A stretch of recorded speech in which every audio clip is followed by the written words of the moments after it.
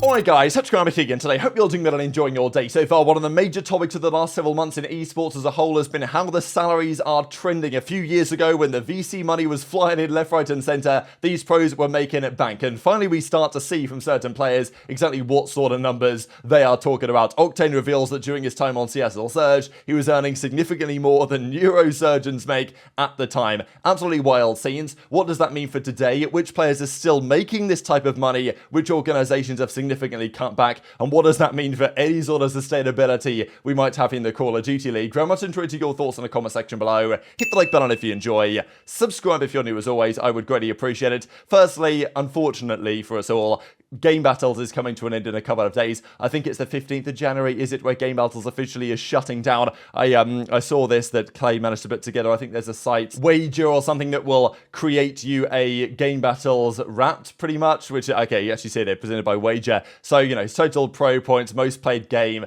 most wins, trophy counts, and all this stuff. So, thought this is pretty beautiful. Best win percentage on games, like his username, member since February 12, 2005, which is, you know, absolutely wild. And as Clay replies with here, his overall records for all the different games. So, you know, even played a couple of Halo 4 GBs. I remember when I used to like play a lot of GBs, I'd go on people's profile, I'd see they'd played like FIFA GBs or they'd played like Fortnite GBs. I was like, oh my god, this guy's grinding like Fortnite GBs. Like, that was pretty built different, but these are other ones from Clay. Certainly a game like World War II, when you had to play a lot of like pro point games and stuff, like it makes sense why there was a lot of these about. But yeah, good times, gonna miss it, but I guess you know, reminder to go through and screenshot all of your Gamebattles stuff before it is going to disappear in a couple of days. Now, it seems the team packs are just about to arrive. We've seen lots of leaks about these team packs over the last couple of weeks. Some of them have still like already been appearing in the game for some reason, so I know lots of you guys have seen them already. But here we go. The 2024 team packs will be available on January the 8th apparently. So this is the Miami Heretics one. It's actually kind of clean, I'm not going to lie. I guess I'm looking forward to the ones for the new teams, just because the rumour is that for this season, the teams are going to have, well, they've basically got the same jerseys as last year, right? So I don't really know how similar they're going to be, the team skins, to last year's ones. I just wish they were better in general. These are fine, but, you know, it's nothing that to me is going to set the world on fire exactly. I just wish that COD did a better job of this, because if they really nailed, if they made the team skins the ones that everyone really wanted in the game, then, you know, you can put that money into the league, you can crowdfund, and also it means that you don't necessarily need the league itself to be massively profitable if it's benefiting the, you know, the game sales and also the team skin sales and all this type of stuff. That is, you know, actually where they make a lot of their money here, right? Because, you know, the league itself is never going to be a profit-generating enterprise, but the positive that esports has is that it can push people into either buying the game, and that's kind of the whole point of why these developers and publishers support esports in the first place. And I'm sure they realise that to some degree, but I think they could probably capitalise on it more. Jake Hell also mentioned in the replies here about ranked play, because, you know, we know how it goes with ranked. The pros want it. It would have been ideal to get it like 2 weeks after release, if not even sooner. We know that never really happens. The integration takes some time. Apparently, it's going to be 2 weeks. So the date that I've heard is something like the 16th, 17th of January, apparently, is when ranked is coming out. I don't know if that's actually going to be true or not, though, because we've been promised dates in the past, and then they say, well, unlucky guys, we're not going to be able to quite deliver on that timeline, so it's now going to be February, or it's now going to be March, or whatever. So hopefully they can make that happen then, because I think we're going to need it, especially given that, well, Gamebattles is going away at a pretty similar time. So Octane's been streaming over the last couple of days. Again, do you guys think this is dodgy as well? I know that he played a load of Charles and stuff. Like, I mean, the pre-aim kind of through the wall here is a little bit interesting. The fact that he was already centered on Octane before he then stands up and pre-aims in here is, you know, okay, nice shot. Octane initially said, well, is he hacking? Is he maybe stream sniping? Because, you know, it was definitely one of the peaks of all time there. But the boys Zuma, Ben, and Octane were also discussing on stream exactly their feelings on the current state of the salaries in the Call of Duty League, and also just elsewhere in esports in general. Now, naturally, the salaries of, you know, a pro basketball player or whatever is going to be mega because they generate a lot of value, and sure, they're going to make more than neurosurgeons do, shall we say. The thing about Call of Duty has always been, at the end of the day, you're playing video games for a living, and while you might technically be like a sports star in some ways, to like an e-athlete, or, you know, if you even want to go down that route, which I personally probably would not. But, you know, there is that side of things. There's the entertainment side of things, and there's a reason why these guys can make a lot of money. Certainly in regular sports, that's the case. And in esports, that can certainly be the case as well. But there's always been the talk that at the end of the day, you're playing COD for a living. You probably shouldn't be making the same money that somebody is, you know, saving lives or whatever the case might be. But over the last few years, it's been a different story. We've seen the kind of salary trajectories that even Aches put up, that he was making $0 back in, let's say, you know, even pre-Black Ops 2, but even at the start of Black Ops 2. Then Complexity, the very best team in the world, got paid like a $500 salary a month, and they were buzzing with that type of money, because back then, you'd make your living as a pro off winning the events. You had to turn up to the event and win, or you weren't paying your rent. That's how things were, and that's, you know, why those events were so feisty, really. Nowadays, players are kind of happy, you know, top 6, top 8, whatever, still get my salary, still get a bit of a paycheck.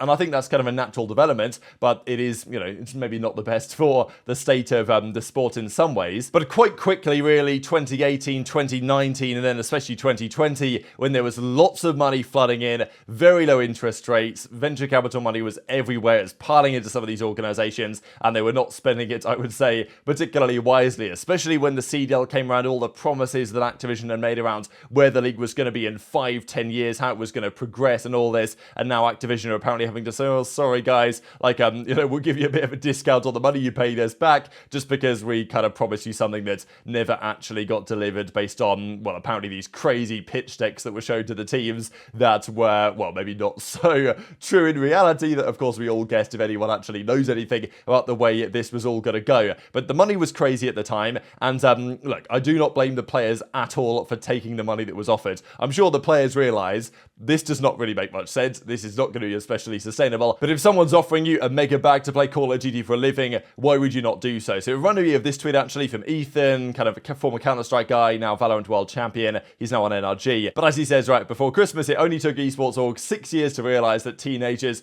probably shouldn't be making more than neurosurgeons. So the guys were discussing this last night and talking about kind of neurosurgeons' salary and what they start on, what they can then make going forwards. And they come to a number of like, okay, 300k, something like that. Now the real numbers may be a bit more, we'll discuss in a second. But Octane's like, look, I was making a fair bit more than that on the Seattle Surge. And well, what number do you think he's actually referring to here? Start, you're not gonna, probably like 180, 190 starting, right? Or probably what? No. What is it?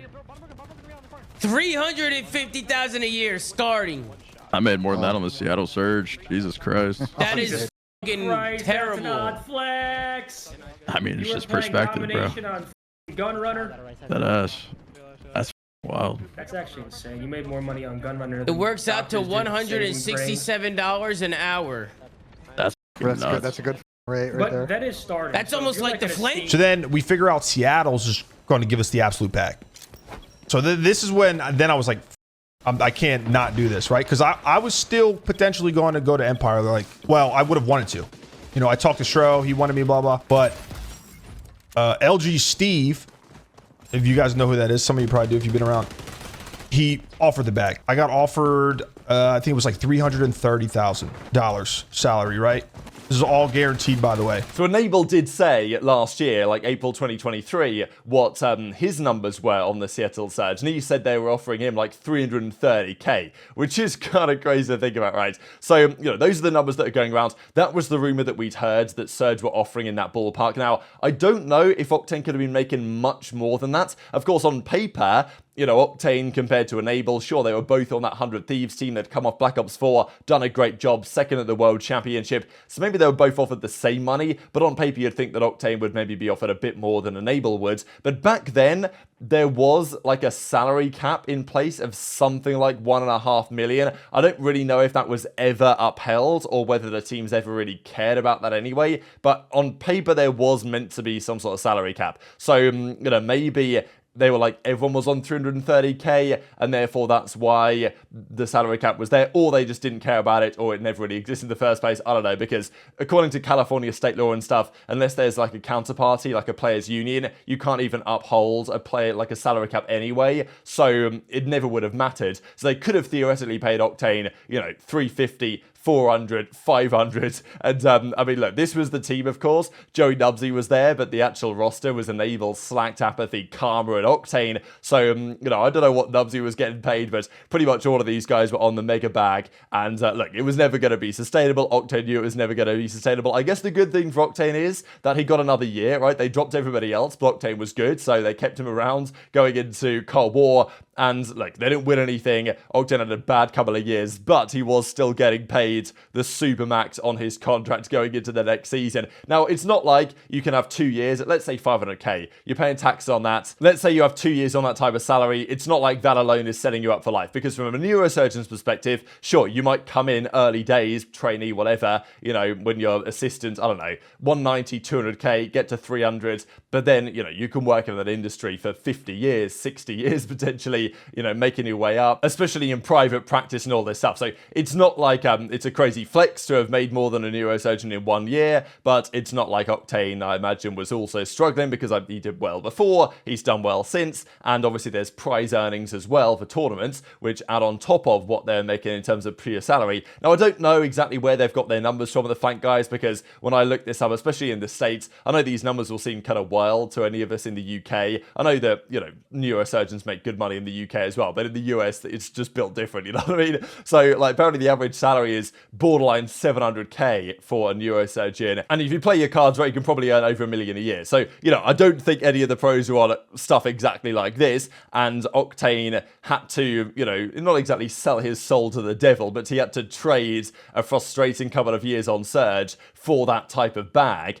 I guess the question is nowadays for me, how many players are left getting paid this type of money? Because we know full well that many teams, and to be fair, some teams such as Vegas or Paris as it previously was, never intended to do this in the first place. Their ownership realised, and fair play to them for realising, that this type of money was not going to work long term, and sure, they've been clowned on for good reason for quite some time as a result of this, but they never, you know, wasted this crazy amount of money, and then they had to phone up their VC friends and say, okay, well, sorry guys, we might need a bit more of a cash injection here, because we're spending like 200 grand a month on salaries for people that we're literally making no money. So, you know, good job everyone. But there were still rumours that this season there's been big money going in. We know that Robert Kraft, who is, you know, of course, over the Boston side, Stan Kroenke is the Los Angeles Guerrillas, like, owner guy. He's out of it. He don't care anymore. He's long gone. But Kraft, it seems, is still kind of interested. And Boston apparently were offering big bags. Again, I mean, this is, I think, the reason why they were able to get Slash, or able to get Priestahh, and try to get Envoy. Apparently, they offered Envoy 400k,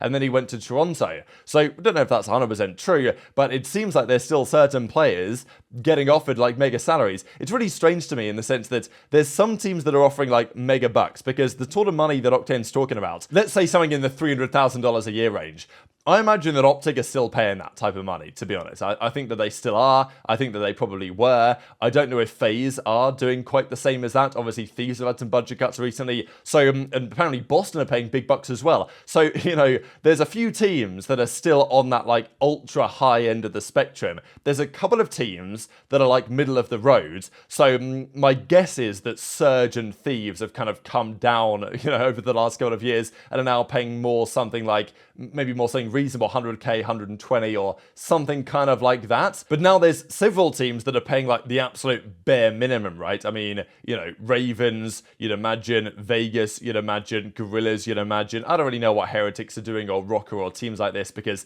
they've probably still got some bankroll, but they might be running relatively dry. It's just kind of funny that some teams are like still on the supermax, some teams are absolute bare minimum, and then there's like a few teams in that middle spectrum, but there aren't even that many remaining, it seems. So I wonder what you guys think they're earning on the Seattle Surge now. Is what we have today sustainable, right? Should anybody be getting paid, you know, crazy money? But at the end of the day, if they're creating the value, then they're earning that level of salary. But as we full well know, a few years ago, the players were definitely not generating the amount of value that they were raking in, but it's not their fault at the end of the day. But very much interested your thoughts in the comment section below. Hit the like button if you enjoyed, subscribe if you're new, take care, and I'll see you next time.